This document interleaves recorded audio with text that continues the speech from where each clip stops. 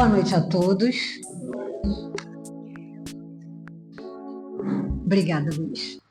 Bem, agradecendo primeiramente aos dirigentes da casa, ao Jorge, ao Luiz, que carinhosamente têm chamado a gente para fazer um trabalho juntos. Venho hoje aqui para falar sobre presença divina. Não é davina, não, é divina, tá? Então, vamos dar início aqui ao nosso trabalho. Esse trabalho foi feito baseado no livro Pai Nosso, de Meimei. É um livro de história infantil, bem bonitinho, mas é um livro sério que fala sobre a prece, o Pai Nosso, para as crianças. Boa noite. E aí ele começa: Pai Nosso que estás no céu. Jesus, o texto começa assim, é o primeiro capítulo do livro. Quando Jesus começou a prece dominical, satisfazendo ao pedido dos companheiros que desejavam aprender a orar, iniciou a rogativa dizendo assim: Pai nosso que estais no céu. O mestre queria dizer-nos que Deus, acima de tudo, é nosso Pai.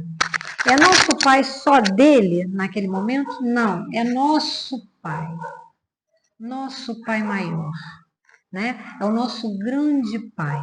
E que trouxe para nós o seu Filho, nosso Mestre Jesus, que é o nosso grande irmão, para nos ensinar a maior ventura do planeta, que seria o amar.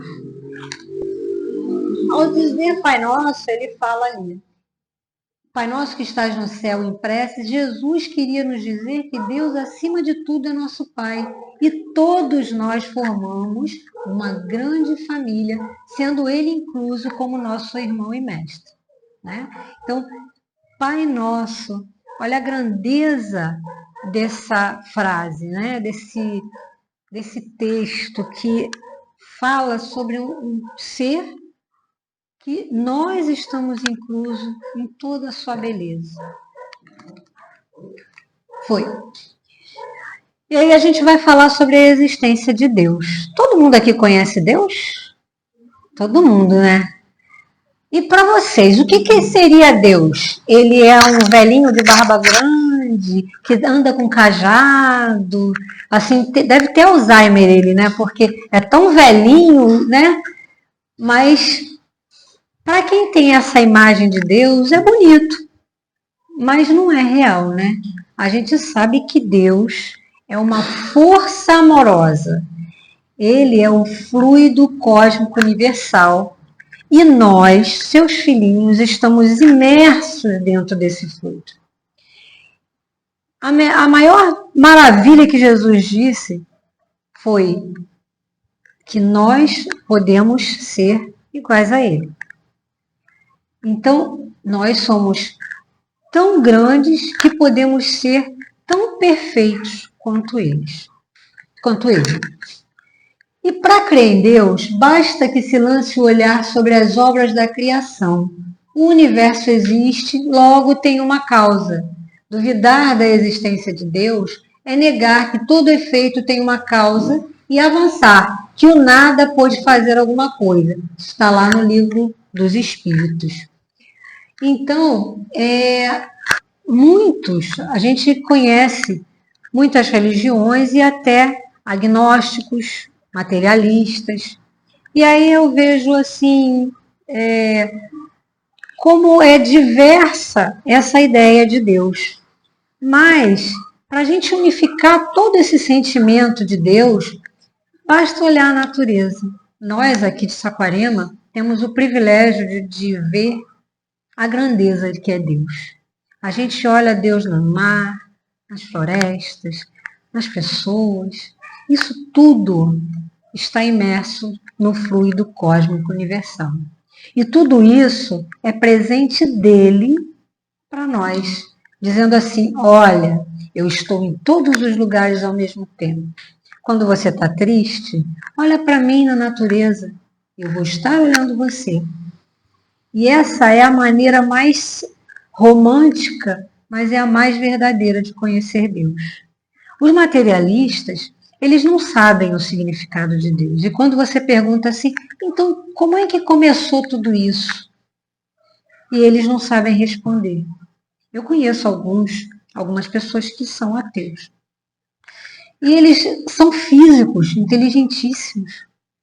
Mas eles não conhecem, mas eles falam da célula-mãe, célula-Deus, né? Que é aquela partícula Deus, aquela partícula, mas daquela partícula que se transforma em várias partículas e ainda assim é uma partícula.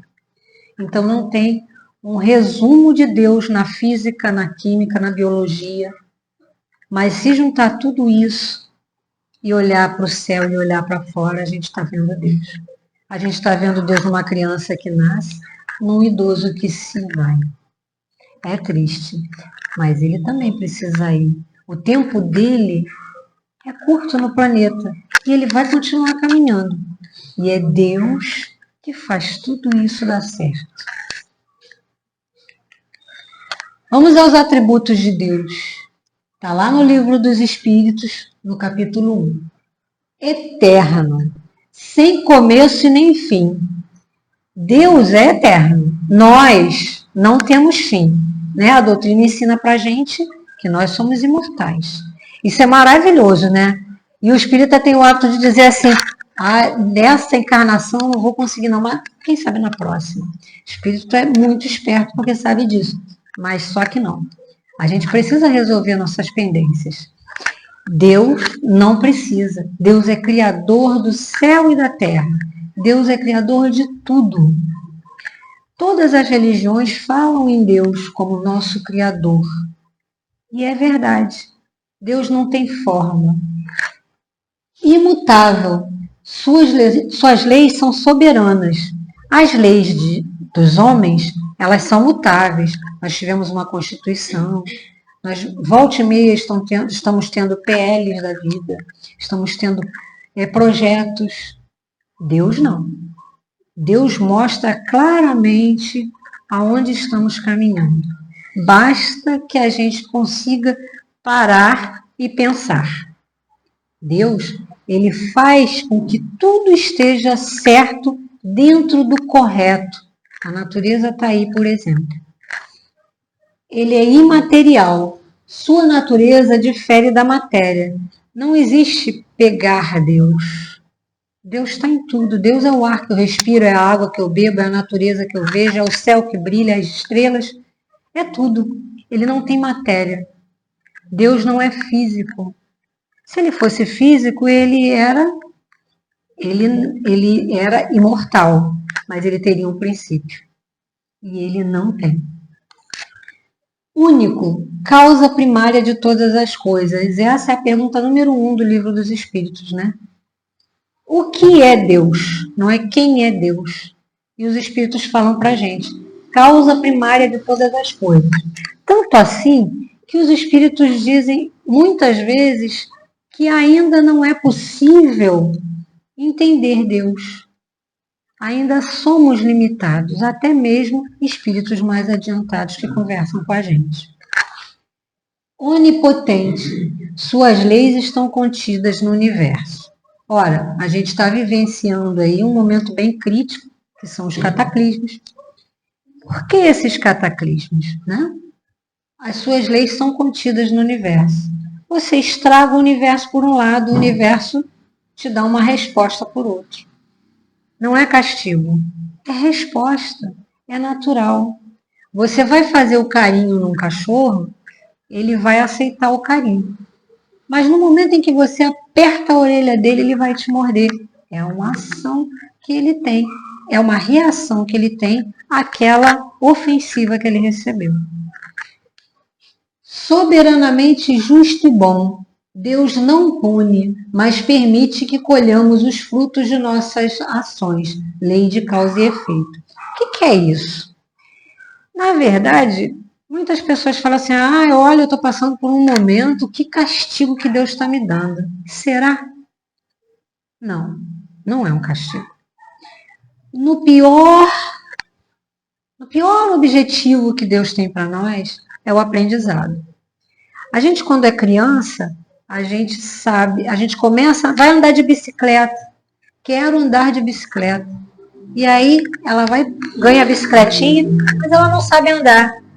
É castigo de Deus derrubar ela? Não. Ela não aprendeu a andar, ela vai cair, ela vai se arralar, até que um momento ela comece a andar sozinha. Esse é o castigo que as pessoas falam.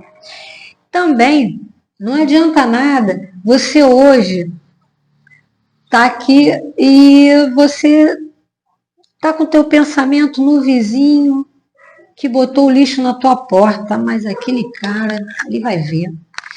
Tomara que aquele lixo todo voe para dentro do quintal dele.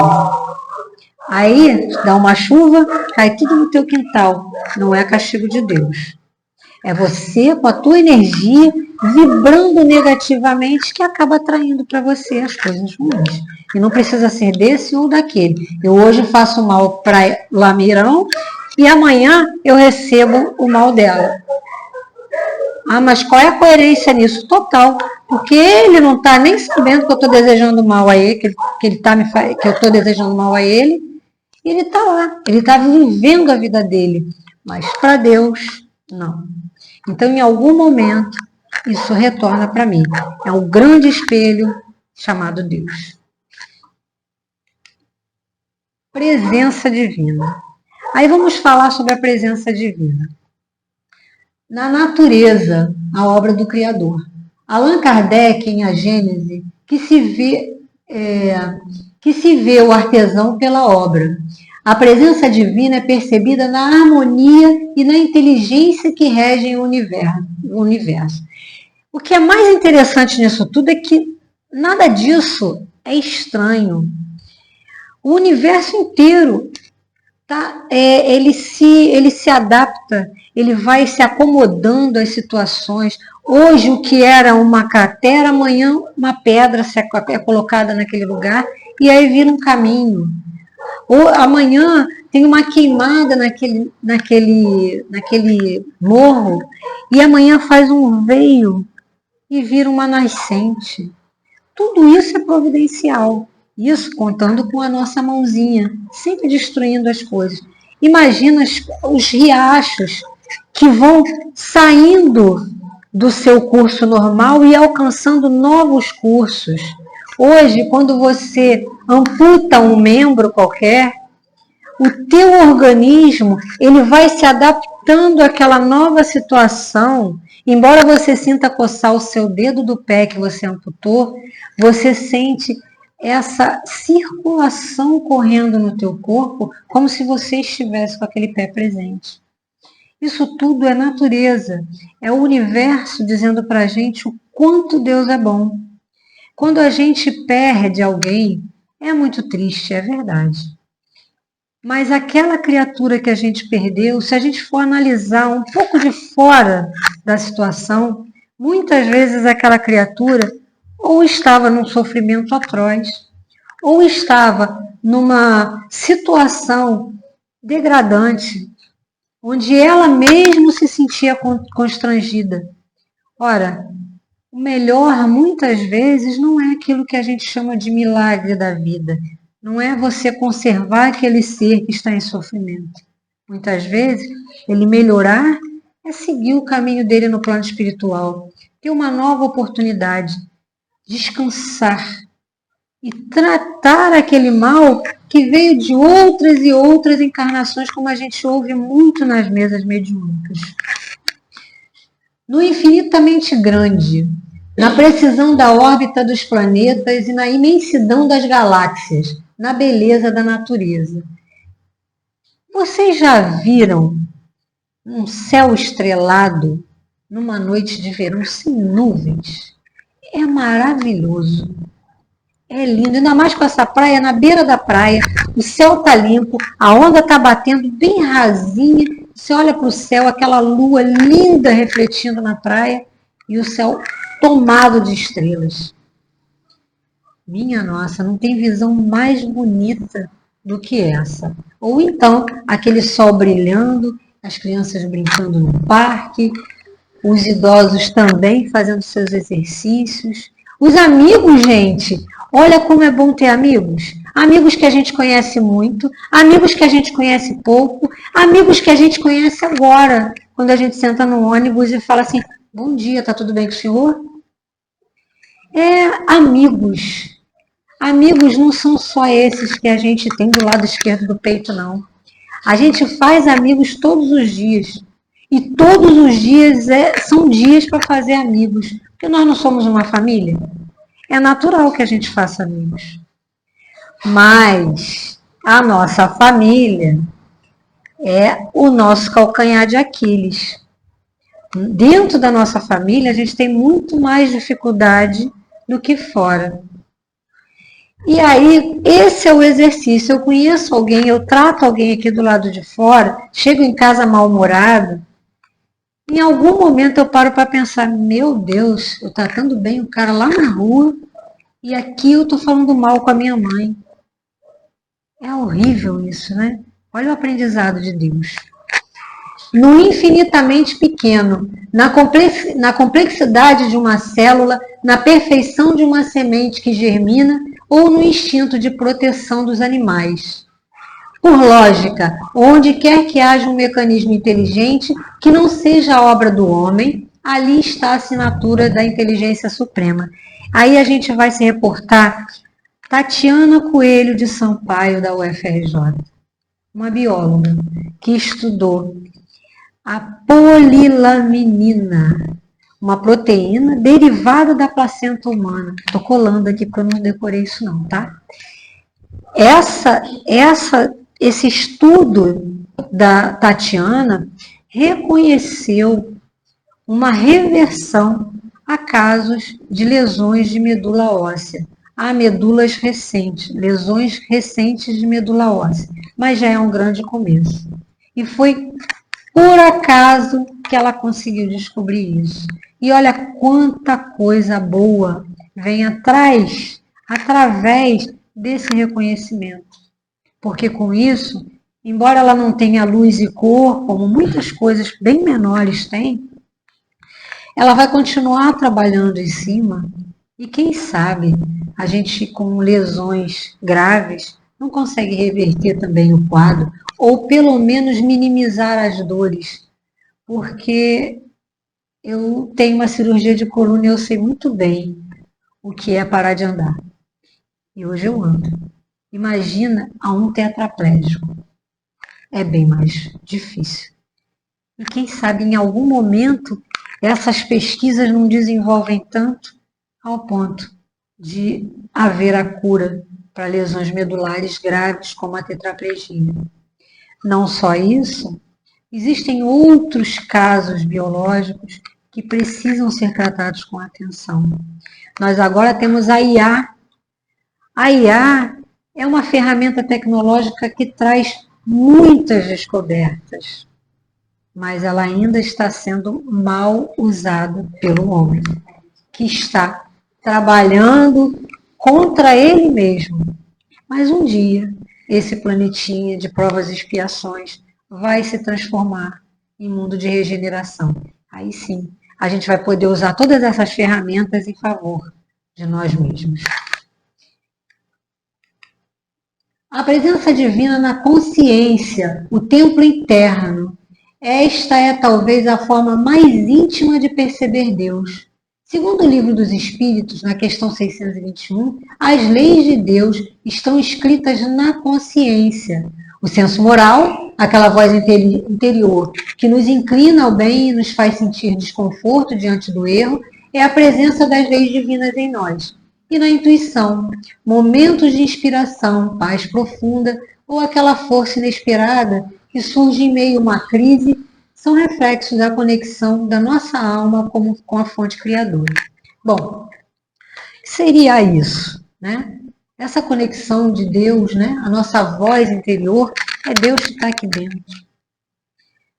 Antes, se você for fazer uma reflexão do teu passado e de hoje, qualquer um, até mesmo vocês que estão vindo pela primeira vez. Antes, como é que era? A gente falava assim, a gente era adolescente, inconsequente, irresponsável. A gente tinha um monte de nome para isso, doidivanos, piradão, né? Mas hoje a gente já passou dos 30 e já começa a ter uma outra postura. Embora a gente continue piradão, inconsequente, mas a gente já sabe mais um pouquinho.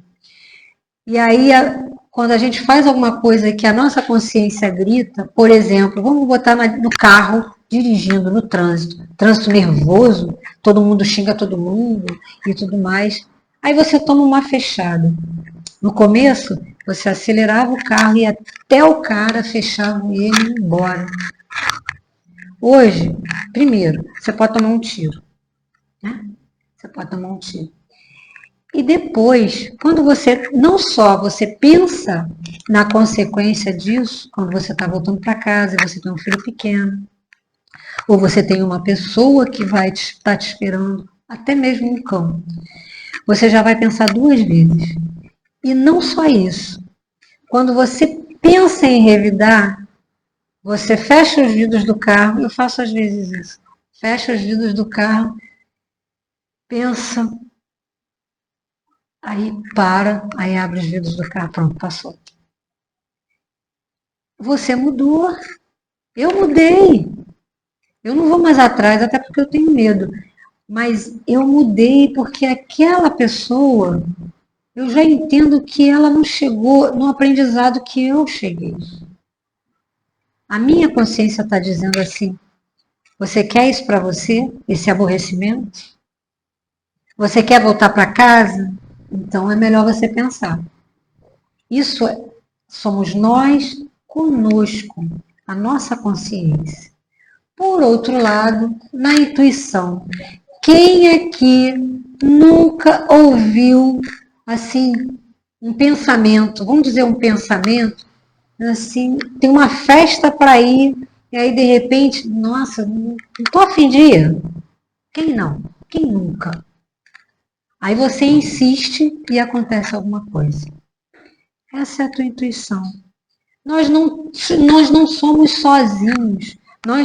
A doutrina nos ensina que nós vivemos num mundo paralelo e estamos entre encarnados e desencarnados. Aqui não só temos encarnados, a gente consegue perceber a energia daqueles que vieram para assistir, aqueles que vieram trazidos porque precisam aprender, aqueles que vieram contrariados, mas precisam aprender também para mudar o seu pensamento.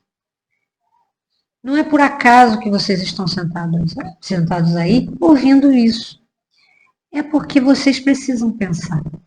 E quando a intuição chama, muitas vezes a gente não dá crédito. E as coisas acontecem através dessa intuição. Então vamos dar mais ênfase aos nossos ouvidos internos, à nossa percepção de nós mesmos. Não é que a gente vai ficar o tempo todo achando que tem alguém falando com a gente. Não. É que a gente precisa perceber sinais bastante sutis. E isso só a gente entrando para dentro da gente, aprendendo com a nossa doutrina, que a gente consegue mudar os pensamentos. Nas leis de causa e efeito, a justiça. Percebemos Deus através da justiça divina. No Espiritismo, Deus não intervém para punir ou premiar, mas a sua presença se faz notar na ordem moral do mundo, na colheita, que sempre corresponde à semeadura, no aprendizado, que vem através das dificuldades, mostra que há uma finalidade educativa em tudo que nos acontece, revelando um Deus que é Pai e Educador, não um juiz parcial. Deus não é parcial, não é. E no momento em que a gente está vivendo um momento pesado, um momento difícil, vamos pensar assim, qual é o aprendizado que eu tenho que tirar disso? Onde é que eu estou insistindo que eu preciso mudar? É aquele sapato apertado que eu insisto que ele é bonito, ele custou uma fortuna e eu vou sair com ele, mesmo ele me dando bolha. Deus não está aqui para dizer para você assim, você está errado, então toma um castigo. Como é que a gente faz com os filhos, gente? Como é que a gente faz com os pais que são rebeldes? Eu tive uma mãe idosa e muitas vezes eu falava para ela assim, Ah, mas vai comer se não vai tomar uma chinelada. A chinelada na minha mãe. Mas por quê? Porque ela insistia em não comer e ela precisava. E é isso que Deus faz com a gente, não é apanhando, não é batendo que a gente ensina ninguém, mas é entendendo o motivo do não, o motivo do segue adiante, vai mais um pouquinho, você está quase lá, vai desistir por quê? E é assim que muitas pessoas falem no meio da conversa, vão tentar outros caminhos, aí vão tentar o caminho mais curto e acabam tendo que voltar tudo para recomeçar. Quantos daqui não já se arrependeram de ter feito ou passado por determinadas situações com posturas erradas, equivocadas? Ninguém é o dono da verdade, mas na verdade a gente tem que entender o mecanismo do progresso. Ontem nós matávamos os dinossauros para comer crus. Hoje a gente tem fogão. Hoje a gente está evitando comer carne, porque a gente já sabe que muita proteína animal também traz prejuízo para nós. Mas também não conseguimos ficar sem a carne. Então a gente come menos, porque com isso o ciclo evolutivo vai acontecendo e nós vamos mudando de opinião e o nosso organismo vai se adequando às novas circunstâncias. Tempos virão que nós vamos mudar nossa alimentação, nós vamos ficar mais leves. Leves mesmo, nós vamos pensar mais bem do que mal. Hoje, a gente ainda pensa mais mal do que bem. Há aqueles que ainda fazem mais mal do que bem, equivocados. Porque lá na frente, eles acabam sentindo a dor desse mal. Nosso Pai, como senti-lo? Na quietude e a prece.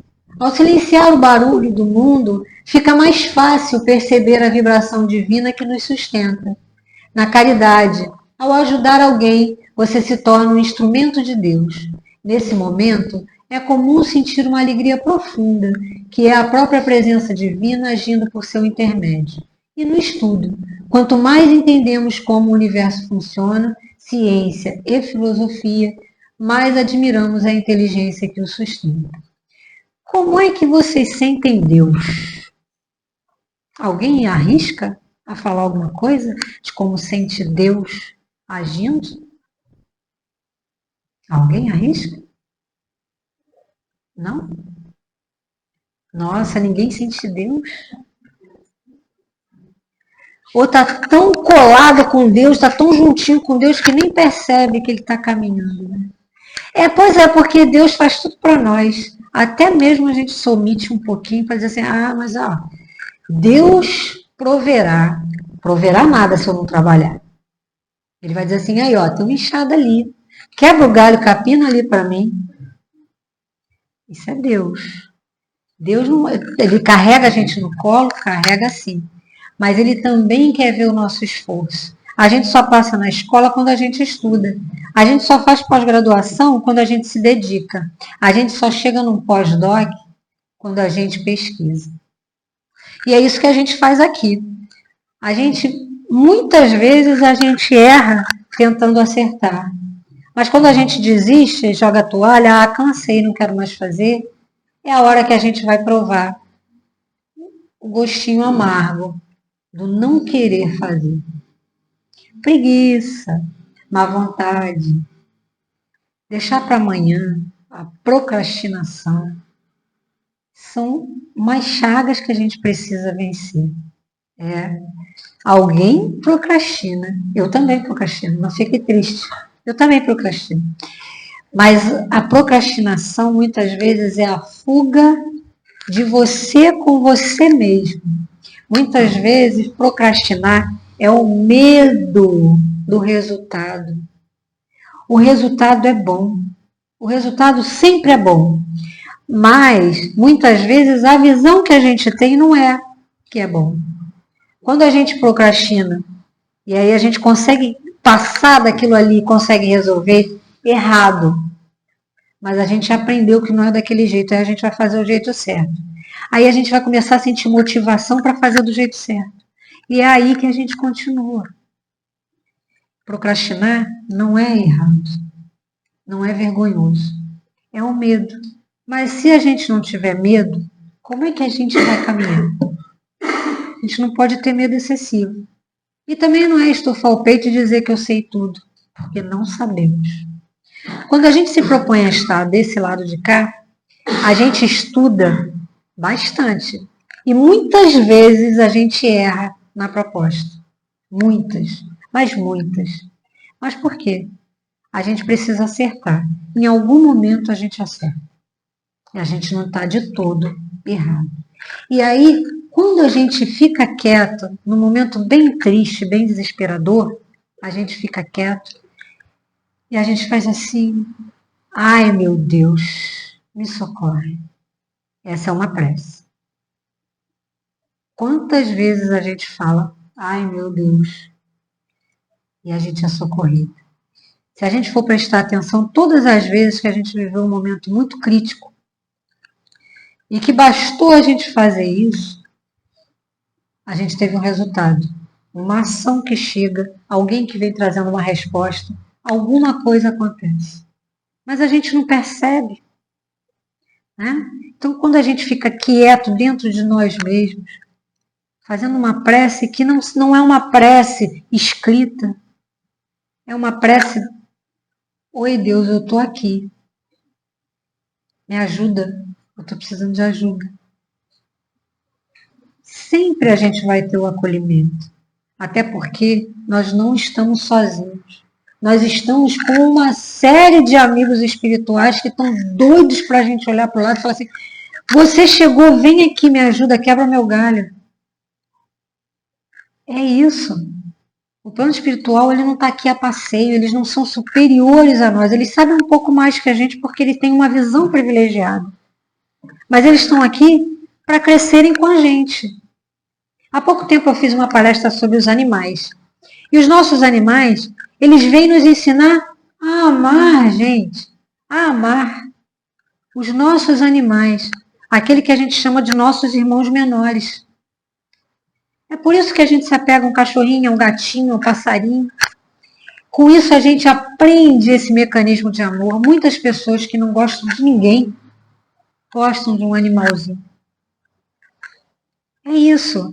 Através de Deus, as ferramentas são inúmeras. E é por isso que nós precisamos ficar atentos. E quando a gente silencia, no momento de tristeza, de dor, ou querendo acertar, a gente tem uma resposta. Seja ela qual for, a resposta chega. Na caridade, todo mundo que trabalha de certa forma com caridade, não é a caridade explícita, não. A caridade de você estar sentada dentro de um ônibus, entrar alguém chorando e você simplesmente encostar a mão e falar assim: tá tudo bem? Quem nunca fez um negócio desse? Né? Não precisa você se socorrer, dar quilos e mais quilos de comidas e não sei o que para instituições, nada disso. Basta que você tire alguém de uma situação dolorosa, você ajuda.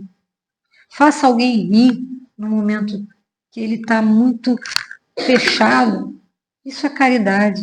Caridade não é só aquela coisa que é explícita, que é clara, que passa na televisão, que você tira selfie, não. A caridade real é aquela que a gente faz diariamente. O esquecer de si para olhar o outro. Olhar o outro com compaixão. Poxa, tadinho, está com dificuldade, deixa eu ajudar ele a subir. Isso é caridade. Não precisa muito. E no estudo. Quanto mais a gente estuda, mais a gente vai abrindo nossas opções. Quanto mais a gente estuda, quanto mais a gente assiste uma palestra, quanto mais a gente lê um livro é claro, um livro de estudo espírita, e outros tantos. Né?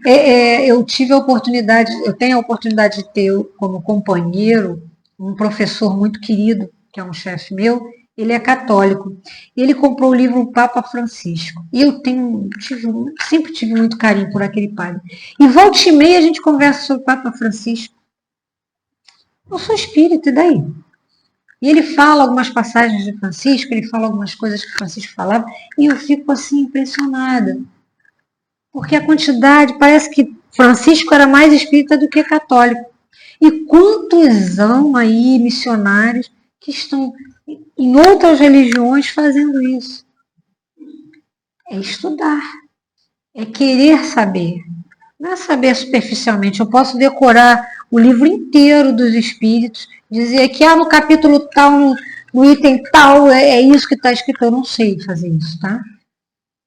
Mas eu posso decorar tudo isso e a minha essência, totalmente ignorante, de amor, de compaixão, do que é importante a gente saber. Então o estudo é bom para que a gente introduza ele, e não simplesmente por ler para gravar coisas. Na oração do Pai Nosso. A oração do Pai Nosso é o mais perfeito modelo de concisão, verdadeira obra-prima de sublimidade na sua simplicidade, nos ensinada por Jesus, de fato, sob a forma mais restrita. Ela resume todos os deveres do homem para com Deus, para consigo mesmo e para com o próximo. Ela encerra uma profissão de fé, um ato de adoração e de submissão, o pedido das coisas necessárias à vida e o princípio da caridade, dizê-la em intenção de alguém, é pedir para esse alguém o que pediria para si mesmo. Está lá no livro, no Evangelho segundo o Espiritismo.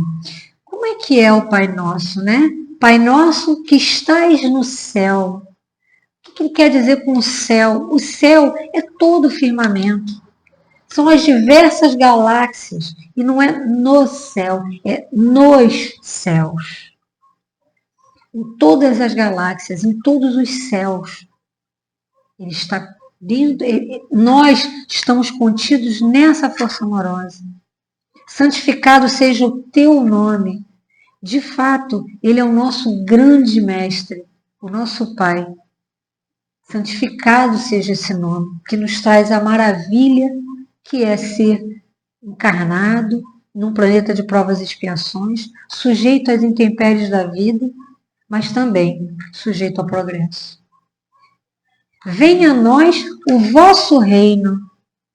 O vosso reino, nós estamos dentro do reino dele, dentro dessa força amorosa. Somos todos seus filhos, Pai. Seja feita a tua vontade e não a nossa. Assim na terra como nos céus. Muitas vezes, a nossa vontade não é a vontade de Deus, mas porque melhor seria a vontade dele. Porque muitas vezes nós não vamos saber o que fazer com a nossa vontade. Venha a nós, seja feita a tua vontade, assim na terra como no céu. O pão nosso de cada dia nos dai hoje. Dai-nos a força do trabalho. Dai-nos a disposição de granjear o nosso pão. De trazer à mesa os nossos amores. De oferecer o nosso pão para o nosso próximo. Perdoai as nossas ofensas, assim como perdoamos aos nossos ofensores. Nós, muitas vezes, também ofendemos muito, magoamos, entristecemos, com uma simples brincadeira. Então, que nós nos perdoemos, mas que eles também nos perdoem e que nós possamos os perdoar. Muitas vezes, os nossos inimigos são aqueles que fazem com que nós possamos seguir adiante. Quando a gente deixa de guardar raiva, mágoa, rancor, que são sentimentos que corroem o nosso coração, enchem o nosso peito de enfisemas, de CA, câncer de pulmão, de doenças cardiopatias, de asma. são as nossas mágoas que a gente não consegue se livrar. Vamos se libertar disso. Perdoar, assim como nós perdoamos a quem nos tem ofendido. Não nos deixeis cair em tentação. Quem não cai em tentação nessa vida? A gente cai em tentação por esse lanche maravilhoso que o Jorge falou, eu fiquei louca aqui da minha vida, querendo lanchar. É tentação. A gente cai sim, mas a gente pede para ele, quebra o galho, Pai. Vai dar uma aliviada.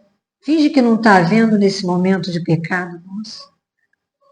Mas faz com que a gente recobre a serenidade e dizer assim, eu estou de regime, aí eu não posso comer isso. Mas livrai-nos do mal. Livrai-nos de nós mesmos, quando fazemos mal a nós e aos nossos próximos. Livrai-nos do mal que a gente não enxerga, que são os nossos pensamentos, que a gente atrai, quando a gente fica alimentando a mídia com notícias ruins, com desgraça, com tristeza, com dor, sem a gente poder ajudar. Quando a gente para no trânsito e vê que tem um corpo estendido, um acidente, a gente não faz nenhuma prece e só olha por curiosidade. Ajuda a gente, Pai, a tirar essa dor do mal. É assim que a gente precisa enxergar o nosso Pai Nosso. Olhar como se fosse uma criança, com serenidade e tranquilidade. A gente precisa aprender a olhar com os olhos das crianças, com os olhos dos nossos animaizinhos. Porque a gente está ficando amargo. A gente está ficando dolorido. Porque a gente está desaprendendo a rezar o Pai Nosso. A essência do nosso Pai Nosso. Só na hora do desespero não é válido. Então, quando a gente estuda, quando a gente pratica o nosso melhor, pode ser um pequenininho, quando nós olhamos para fora e vemos a natureza, quando nós pensamos melhor sobre as circunstâncias que nos levam a caminhar no caminho mais triste, mais derradeiro, nós precisamos olhar para isso. Quando a gente olha num salão assim e lembra que nós não estamos aqui só de passagem e que os desencarnados também estão para aprender e seguir os nossos exemplos. Para não chegar numa mesa mediúnica chorando, raivosos, tristes, não é? E aqui, para finalizar, eu trouxe a oração do Pai Nosso ditada por Emmanuel e psicografada por Chico Xavier. E ele fala assim: Pai Nosso que estais em toda parte, santificado seja o teu nome no louvor de todas as criaturas. Venha a nós o teu reino de amor e sabedoria. Seja feita a tua vontade, acima de nossos desejos, tanto na terra quanto nos círculos espirituais. O pão nosso do corpo e da mente dá-nos hoje. Perdoa as nossas dívidas, ensinando-nos a perdoar os nossos devedores com esquecimento de todo mal. Não permitas que venhamos a cair sob os golpes da tentação da nossa própria inferioridade. Livra-nos do mal que ainda reside em nós, mesmo porque só em ti brilha a luz eterna do mundo. Só em ti brilha a luz eterna do reino, do poder, da glória e da paz, da justiça e do amor para sempre. Que assim seja. Porque é isso. Nós estamos aqui de passagem. Nós estamos aqui crescendo. Somos crianças ainda. Mas nós já estamos crescidos. Então é um momento da gente entrar para dentro de nós mesmos e entender que é possível sim ser caridosos conosco para conseguir acompanhar o progresso do mundo. E essa natureza traz para a gente todos os exemplos que a gente precisa. Hoje nós estamos vendo os cataclismos, estamos vendo pessoas muito egocêntricas, mas nessa hora do desespero, Deus chama a nossa atenção e diz assim: olha quanta gente está indo para ajudar. Um bracinho que vai se formando naquele riacho que precisou alimentar aquelas plantas aquáticas que estão mais recuadas naquele canto. Hoje, as frentes de auxílio já são muito mais do que nas épocas passadas. Antes, nós ríamos e nos divertíamos nas arenas com leões comendo as pessoas. Hoje, a gente consegue chorar ao ver pessoas numa desdita no meio da rua. Então, que a gente possa pensar que o pão nosso, o Pai nosso, possa ser diário, que a gente possa refletir como Santo Agostinho, não com a grandeza dele, mas como pequenos entendedores do Pai Nosso, e dizer assim: o Senhor está no céu, eu faço parte do Senhor, então me ajuda a ser melhor, mesmo que sendo um pouquinho só. Muito obrigada.